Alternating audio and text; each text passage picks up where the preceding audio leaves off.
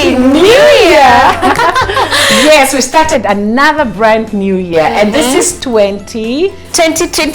Yes, yeah. We are so glad that we're able to be with you even in this new year. Yeah. We are just looking forward with the things that God is going to do for us and with us, and even the things that we are going to learn. Yeah. So last year we ended when we were talking about the wise men. Okay. Yeah. So we talked about the wise men and the way they came to see baby Jesus, and then God protected baby Jesus by showing them a dream.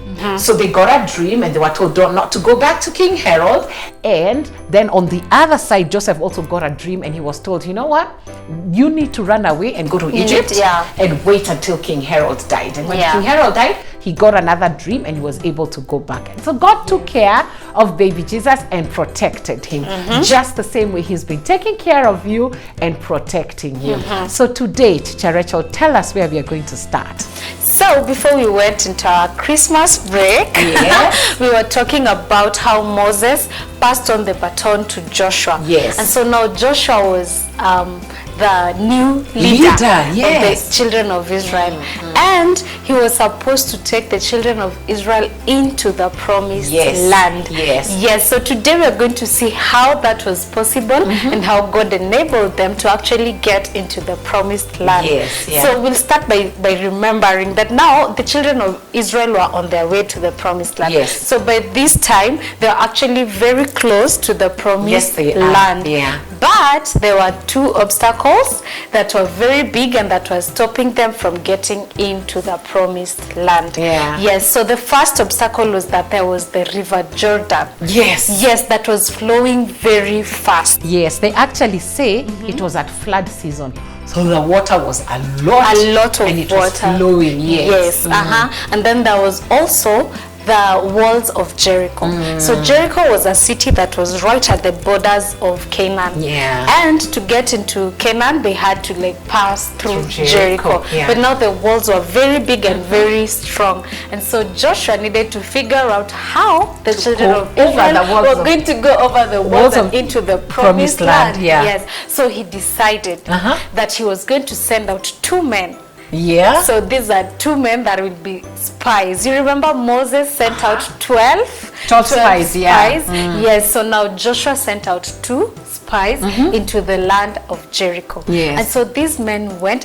Actually, before they went, Joshua gave them instructions and told them that I want you to go and investigate the city of Jericho. Find out everything that is important for us to know before we get into that city. So that is what Joshua did. He sent out these two spies into the city of Jericho. But now the city of Jericho also had a king. And so this king also had seen the children of Israel getting closer and closer and closer to his city. And he was getting worried. He was like, who are these people? Why are they coming this close to my city? Do they want to ambush us, or what do they want to do? So he also sent out two spies from Jericho. His secret service from Jericho. He sent out two men from his secret service to go and see who are these people and what do they want. So these men went out and they gathered information that there were two men from Israel, from the Israelites. These were the spies that Joshua had sent, and they were creeping around the walls of Jericho. They were creeping around the walls of Jericho, and it was suspicious. What are they doing? But also they got word that these men were actually seen in the city, and they went into one woman's house, and the name of that woman was Rahab. So this is the information they took back to the king, and the king immediately ordered them to go to that woman's house, Rahab's house, and find out who those people are. If possible, come with them to the king. To the king. But the amazing thing is this: Rahab was so witty. She was so quick, and she knew that if the king actually came and found these men here, it would not be very good. So this is what Rahab did. So Rahab took the two spies who had come into her house. She took them up on top of her roof. Yes. Okay. And what she had there on top of her roof, she was actually drying some stalks of flax on top of her roof. Yeah. Okay. So flax, what they used to use the flax for is they would make these stalks of flax, they would make linen thread. Yeah. So they were up there on the roofs where they could dry, because it was up there, that's where the sun was. Yeah. So she had them, like a lot of them out there drying. So what she did is she went up there, she spread out the flax, and she told the 2 Israelite spies to lie down.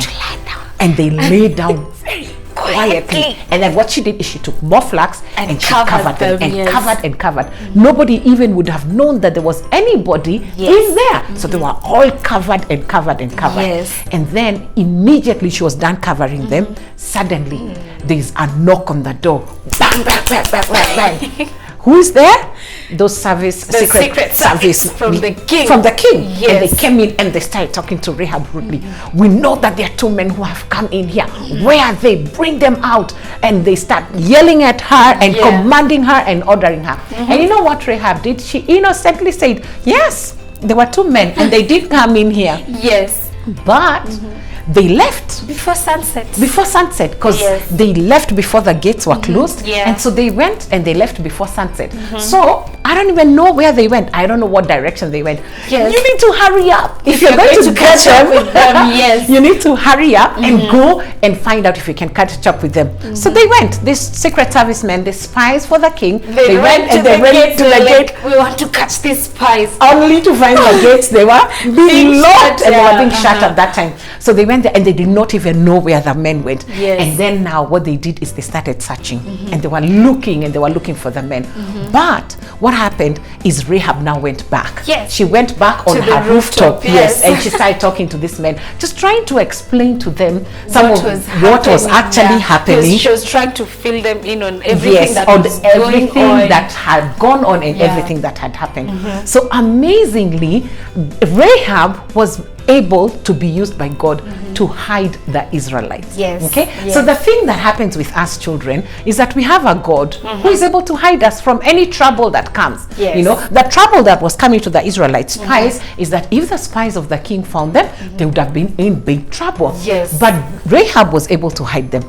But our God also hides us. You know, our God hides us whenever there's trouble. He'll make sure that he protects us. He'll make sure that he hides us. He'll make sure that we are somewhere where that no enemy can come and find us. Now the Israelites, these were enemies to sorry, not the Israelites, the people in the city of Jericho. They were actually enemies. The king wanted to get rid of these spies. He was actually going to kill them. He was actually going to kill them, but they were able to be hidden by Rahab.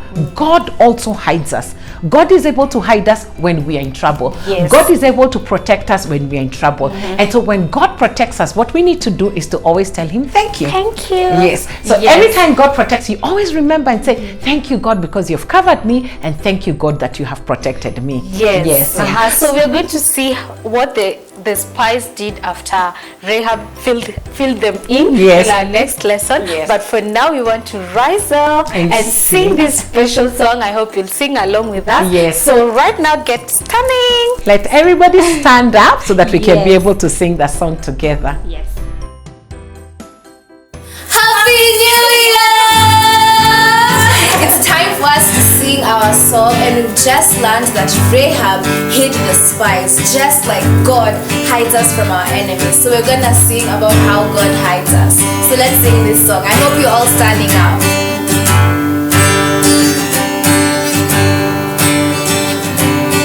Hide me now under your wings. Cover me within your mighty hand. When the oceans rise and thunders roar,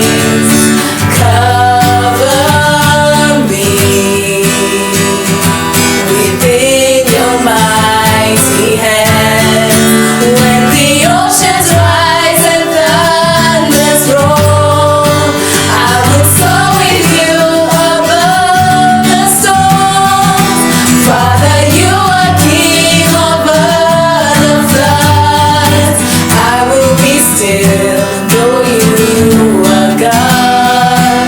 I will be still, know you are God. When the oceans rise and thunders roll, I will soar with you above the storms. Father, you are King over the floods. I will be still, know you are God. I will be still, know you are God.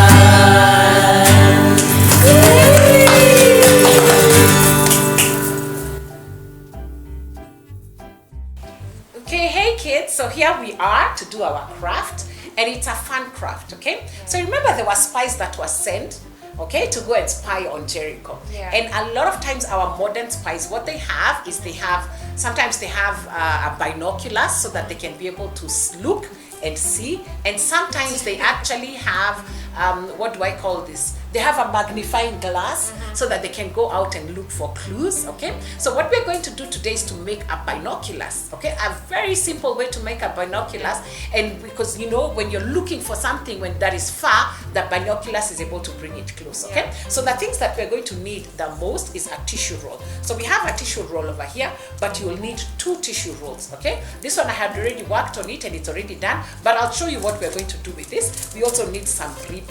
Okay, so this ribbon we're going to use, and the last thing that we're also going to need is a stapler. So this is what we do. We take the tissue roll and you take a piece of foil and then you roll it out, okay? So you make sure it's all rolled up this way, and then when it gets to the end, that for it to stick, you just put it inside. So you stick it right in there, and the tissue roll is on one end, it's done. Then you do the same thing on the other side. When you stick it inside, it actually fits right inside there, okay? Yeah. So then after that, you take both of them, and that looks like a binoculars, okay? And you can be able to look through. So what we'll do so that our binoculars can be together is we're going to get the stapler, and we're going to, right at the top, is we're going to staple the 2 pieces of paper together, and then we turn it around and we do the exact same thing. We staple the 2 tissue rolls together, okay? So after stapling it, it looks like a binoculars, and you can actually be able to look through. The other thing that we also use is the ribbon, and what we're using this ribbon for is that we need to be able to hang the binoculars on our necks. So make sure you have ribbon that is long enough where you can be able to hang it, okay? And then after that you take stapler, and then after that you stick it in there, okay? Are you done with the stapler, Teacher Rachel? Let me staple this one, okay? So I'll staple this ribbon on one end. It just helps it stick there. So you put in the stapler, and make sure you don't staple yourself, because you can staple yourself with the stapler. Have you ever stapled yourself with the stapler, Teacher Rachel? Yeah. It's so painful. And it's very painful, okay? Yeah. So I'm going to take that stapler and staple right there. And then on the other side, I make sure I take the ribbon and it's long enough, and I put it right inside there. And then I take the stapler and put it right inside and make sure I'm able to staple it to be able to join it together, okay? Yeah. If you need help, children, please, I've always told you, make sure you get somebody who can be able to help you. So there we have it. That's our binoculars, okay? And it has a string that you can be able to hang it around your neck. Let me see, this one can't really fit around my neck. But then now you use it and then you're able to look through and spy. So the spies went and looked through Jericho to see where they could go, and they ended up in Rahab's house, who ended up saving their lives, okay? Yeah. So that's what we have for today. Yeah, our binoculars. That's it for today. Next time we need to see what happened to the spies. What happened to them? Where did they go after they hid in Rahab's house at the roof? Okay? But for now, bye!